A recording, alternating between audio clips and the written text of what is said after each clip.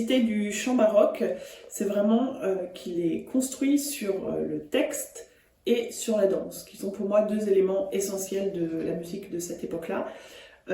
Donc pour qu'un chœur sonne baroque, c'est vraiment faire ce travail-là sur les accents toniques, sur les phrasés et également sur la danse. L'autre petite chose, c'est de vraiment chanter sur un legato qui va permettre de vraiment respecter ces phrasés et que tous les ornements ne soient pas des choses accidentelles, mais juste des choses qui font vraiment partie de la phrase et qui mettent au service l'émotion que l'on souhaite exprimer à ce moment-là.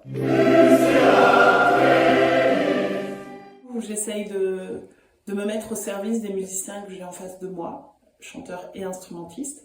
Pour moi, j'ai vraiment le rôle de faire que tout le monde aille sur le même chemin et de la même manière. Le rôle du chef, c'est vraiment de permettre ça, que la musique soit faite de la même manière par tout le monde, tout en laissant énormément de liberté aux musiciens et tout en leur faisant une grande confiance. Donc finalement, dans ma tête, il se passe juste que tout le monde soit bien et que tout le monde soit là au service de la musique. On a 3 ou 4 voix d'hommes, donc la première est la voix de haute contre, que l'on confond très facilement avec la voix de contre-ténor.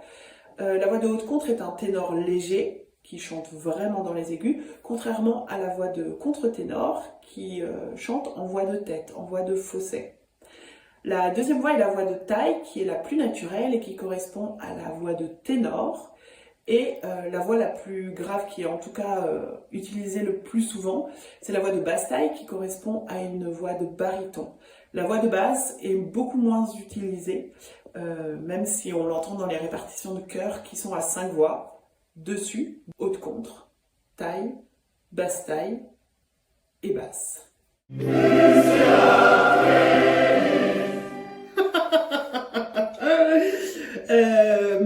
Spéciale dédicace à Raphaël pour cette question. On ne pourrait pas faire. Étant claveciniste et jouant la basse continue, doublée par une viole de gambe et par un théorbe, au passage je salue Flore et Parcival, et puis Stéphane également au basson. Sans basse, cette musique n'aurait tout simplement pas de sens.